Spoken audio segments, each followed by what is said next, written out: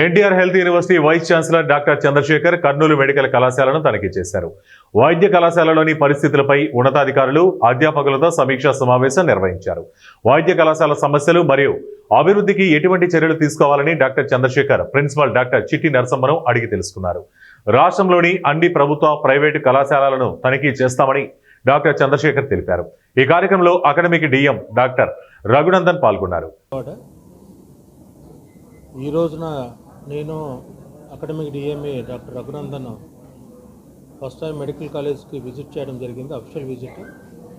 ఈ రోజున అంటే మెడికల్ కాలేజీ స్థితిగతులు అంటే అకాడమిక్ యాజ్ ఎ వైస్ ఛాన్సలర్గా there are instructions from the principal secretary and also the honourable health minister Satyakumar Yadav to see the standards of the medical college అంటే in the academic section wise. తర్వాత మేము ముఖ్యంగా what are the infrastructure గురించి DME గారు కూడా రావడం జరిగింది, రఘునందన్ గారు.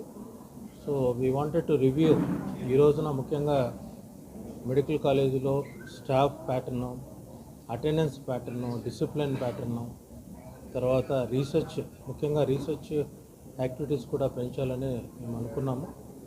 తర్వాత యూనివర్సిటీ తరఫున కూడా ఆల్రెడీ మనము దగ్గర 1 crore ఫర్ అండర్ గ్రాడ్యుయేట్స్కి ఇస్తున్నాము.